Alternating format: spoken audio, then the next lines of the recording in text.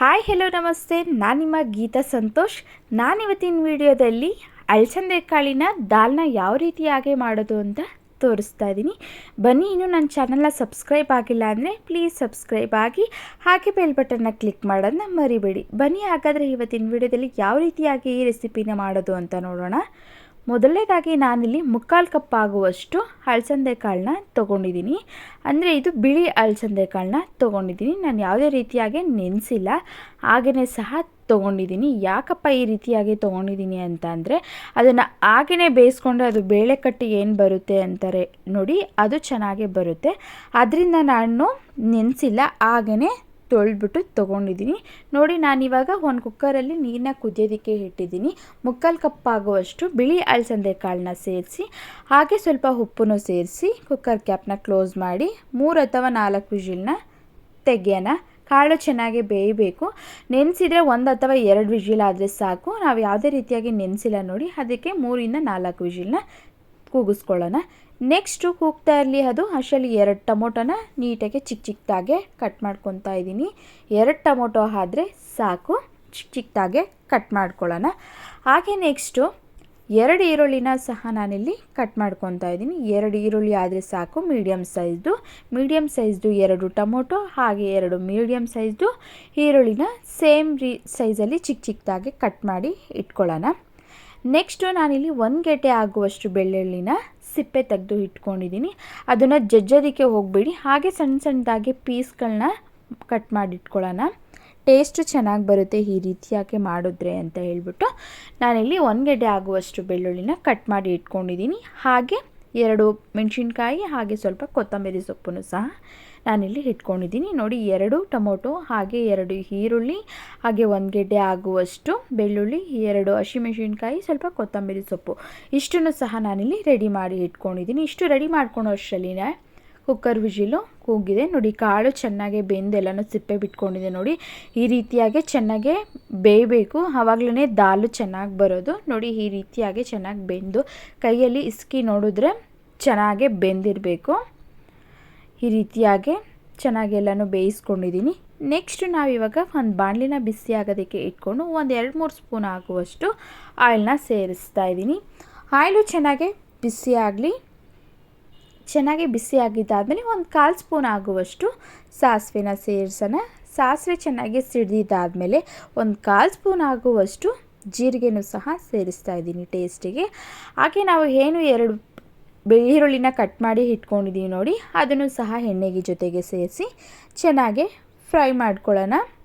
ಹಸಿ ಸ್ಮೆಲ್ ಹೋಗಬೇಕು, ಅಲ್ಲಿವರೆಗೂ ಸ್ವಲ್ಪ ಚೆನ್ನಾಗಿ ಬಾಡಿಸ್ಕೊಂಡು ಗೋಲ್ಡನ್ ಬ್ರೌನ್ ಬರೋವರೆಗೂ ಚೆನ್ನಾಗಿ ಬಾಡಿಸ್ಕೊಳ್ಳೋಣ.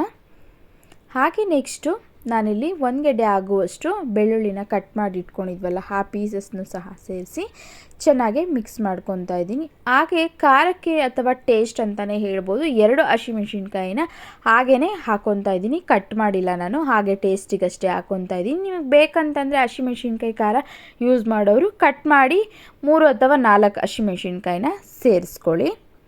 ಹಾಗೆ ನೆಕ್ಸ್ಟು ನಾನಿಲ್ಲಿ 2 ಟೊಮೊಟೊನ ಕಟ್ ಮಾಡಿ ಇಟ್ಕೊಂಡಿದ್ದೆ, ಅದನ್ನು ಸಹ ಸೇರಿಸ್ತಾ ಇದ್ದೀನಿ. ಈರುಳ್ಳಿ ಎಲ್ಲ ಚೆನ್ನಾಗಿ ಫ್ರೈ ಆಗಿದ್ದಾದಮೇಲೆ 2 ಗೆಡ್ಡೆ ಆಗುವಷ್ಟು ಟೊಮೊಟೊನ ಕಟ್ ಮಾಡಿ ಸೇರಿಸ್ಕೊತಾ ಇದ್ದೀನಿ.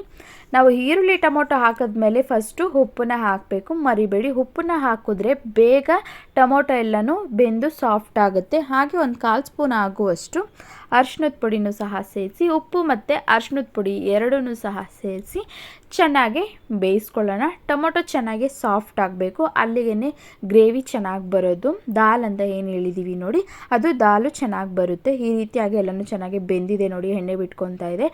ಇವಾಗ ನಾವು ಏನು ರೆಡಿ ಮಾಡಿ ಇಟ್ಕೊಂಡಿದ್ವಿ ನೋಡಿ ಕಾಳನ್ನ, ಅಲಸಂದೆ ಕಾಳನ್ನ, ಬಿಳಿ ಅಲಸಂದೆ ಕಾಳನ್ನ ಸೇರಿಸೋಣ.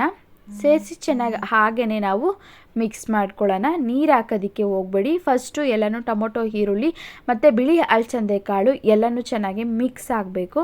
ಅಲ್ಲಿವರೆಗೂ ಚೆನ್ನಾಗಿ ಮಿಕ್ಸ್ ಮಾಡ್ಕೊಂಡಿದ್ದಾದಮೇಲೆ ನಾನಿಲ್ಲಿ 1 ಸ್ಪೂನ್ ಆಗುವಷ್ಟು ಚಿಲ್ಲಿ ಪುಡಿನೂ ಸಹ ಸೇರಿಸ್ತಾ ಇದ್ದೀನಿ. ಖಾರಕ್ಕೆ ನಿಮಗೆ ಎಷ್ಟು ಬೇಕೋ ಅಷ್ಟು ನೋಡಿಕೊಂಡು ಆ್ಯಡ್ ಮಾಡ್ಕೊಳ್ಳಿ. ನಾನಿಲ್ಲಿ 1 ಸ್ಪೂನ್ ಆಗುವಷ್ಟು ಚಿಲ್ಲಿ ಪುಡಿನ ಸೇರಿಸಿ ಹಾಗೆಯೇ ಸ್ವಲ್ಪ ಮಸಾಲೆ ಬೇಯಲಿ ಅಂತ ಹೇಳಿಬಿಟ್ಟು ಸ್ವಲ್ಪ ಹಾಗೆಯೇ ಚೆನ್ನಾಗಿ ಬಾಡಿಸ್ಕೊತಾ ಇದ್ದೀನಿ. ಸ್ವಲ್ಪ ಎಲ್ಲನೂ ಮಸಾಲೆ ಕಾಳು ಜೊತೆಗೆ ಹಿಡಿಬೇಕು ಅಂತ ಹೇಳಿಬಿಟ್ಟು. ಆವಾಗ ನೆಕ್ಸ್ಟು ಎಲ್ಲ ಆಗಿದ್ದಾದಮೇಲೆ 1 ಗ್ಲಾಸ್ ಆಗುವಷ್ಟು ನೀರನ್ನ ಸೇರಿಸೋಣ. ನಿಮಗೆ ಯಾವ ರೀತಿಯಾಗಿ ಕ್ವಾಂಟಿಟಿ ಬೇಕೋ ಅಷ್ಟು ನೀರನ್ನ ಆ್ಯಡ್ ಮಾಡ್ಕೊಳ್ಳಿ. ನಾನಿಲ್ಲಿ 1 ಗ್ಲಾಸ್ ಆಗುವಷ್ಟು ನೀರನ್ನ ಸೇರಿಸ್ಕೊಂಡಿದ್ದೀನಿ. ನಿಮಗೆ ತೆಳುವಾಗಿ ಬೇಕಂತಂದರೆ ಸ್ವಲ್ಪ ನೀರನ್ನ ಜಾಸ್ತಿ ಆ್ಯಡ್ ಮಾಡ್ಕೊಳ್ಳಿ. ಸ್ವಲ್ಪ ನಾನಿಲ್ಲಿ ದಾಲ್ ಅಲ್ವಾ, ಸ್ವಲ್ಪ ಗಟ್ಟಿಯಾಗಿರಬೇಕು ಅಂತ ಹೇಳ್ಬಿಟ್ಟು ನಾನಿಲ್ಲಿ 1 ಗ್ಲಾಸ್ ಆಗುವಷ್ಟು ನೀರನ್ನ ಸೇರಿಸಿ ರುಚಿಗೆ ತಕ್ಕಷ್ಟು ಉಪ್ಪನ್ನ ಸೇರಿಸ್ಕೊಳ್ಳೋಣ. ಉಪ್ಪು ನೋಡ್ಕೊಂಡು ಹಾಕ್ಕೊಳ್ಳಿ. ನಾವು ಕಾಳು ಬೇಯಬೇಕಾದ್ರೂ ಹಾಕ್ಕೊಂಡಿರ್ತೀವಿ, ಹಾಗೆ ಟೊಮೊಟೊನ ಹುರಿಬೇಕಾದ್ರೂ ಹಾಕ್ಕೊಂಡಿರ್ತೀವಿ. ಉಪ್ಪನ್ನ ನೋಡಿ ಆ್ಯಡ್ ಮಾಡ್ಕೊಳ್ಳಿ, ಟೇಸ್ಟ್ ನೋಡಿಬಿಟ್ಟು. ನಾನಿಲ್ಲಿ ಸ್ವಲ್ಪ 1/4 ಸ್ಪೂನ್ ಆಗೋಷ್ಟು ಉಪ್ಪು ಕಮ್ಮಿ ಅನ್ನಿಸ್ತು, ಅದಕ್ಕೆ ಸ್ವಲ್ಪ ಉಪ್ಪನ್ನ ಆ್ಯಡ್ ಮಾಡಿಕೊಂಡು ನೋಡಿ ಕುದಿ ಬಂದಮೇಲೆ ಒಂದು ಪ್ಲೇಟ್ನ ಮುಚ್ಚೋಣ.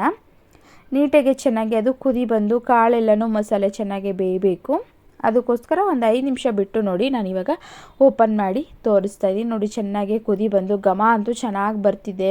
ಗ್ರೇವಿದು ತುಂಬಾ ಟೇಸ್ಟಿಯಾಗಿದೆ ಅಂತಲೇ ಹೇಳ್ಬೋದು. ಹಸಿಮೆಣ್ಸಿನ್ಕಾಯಿ ಹಾಕಿರೋದ್ರಿಂದ ಫ್ಲೇವರು ಚೆನ್ನಾಗಿದೆ, ಟೇಸ್ಟು ಅಷ್ಟು ಚೆನ್ನಾಗಿ ಬರುತ್ತೆ.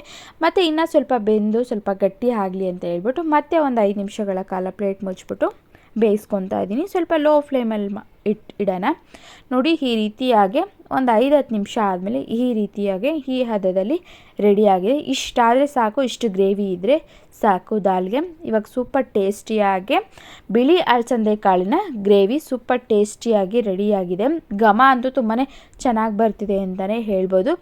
ಮೇಲೆ ಸ್ವಲ್ಪ ಕೊತ್ತಂಬರಿ ಸೊಪ್ಪನ್ನು ಸ್ವಲ್ಪ ಸೇರಿಸಿ ಲೋ ಫ್ಲೇಮಲ್ಲೇ ಇಟ್ಕೊಂಡು ಸ್ವಲ್ಪ ಚೆನ್ನಾಗಿ ಮಿಕ್ಸ್ ಮಾಡ್ಕೊಳ್ಳೋಣ. ಇನ್ನು ಮತ್ತೆ ಉಳಿದಿರುವಂಥ ಸ್ವಲ್ಪ ಕೊತ್ತಂಬರಿ ಸೊಪ್ಪನ್ನು ಸ್ವಲ್ಪ ಮೇಲೆ ಹಾಕಿ ಚೆನ್ನಾಗಿ ಅಲಂಕಾರ ಮಾಡ್ಕೊಳ್ಳೋಣ. ನೋಡಿ ನೋಡೋದಕ್ಕೇ ಒಂಥರ ಚೆನ್ನಾಗಿದೆ ಅಂತಲೇ ಹೇಳ್ಬೋದು. ಅಲಸಂದೆ ಕಾಳು ಸ್ಮೆಲ್ಲು ಚೆನ್ನಾಗಿ ಬರ್ತಿದೆ. ಕಾಳು ಚೆನ್ನಾಗಿ ಬೆಂದಿದ್ರೆ ದಾಲು ಚೆನ್ನಾಗಿ ಟೇಸ್ಟಿಯಾಗೇ ಬರುತ್ತೆ. ಮತ್ತು ಬೆಂದಿಲ್ಲ ಅಂತಂದರೆ ಟೇಸ್ಟು ಚೆನ್ನಾಗಿ ಬರಲ್ಲ. ಸ್ವಲ್ಪ ಮುಟ್ಟಿ ನೋಡಿ ಚೆನ್ನಾಗಿ ಬೆಂದಿದ್ರೆ ಆವಾಗಷ್ಟೇ ಗ್ರೇವಿಗೆ ಚೆನ್ನಾಗಿರುತ್ತೆ ಅಂತಲೇ ಹೇಳ್ಬೋದು. ಇದನ್ನು ನಾವು ದೋಸೆ, ಚಪಾತಿ, ಪೂರಿ, ರೊಟ್ಟಿ ಎಲ್ಲದಕ್ಕೂ ಕಾಂಬಿನೇಷನ್ ಆಗಿ ಮಾಡಿಕೊಂಡು ತಿನ್ಬೋದು.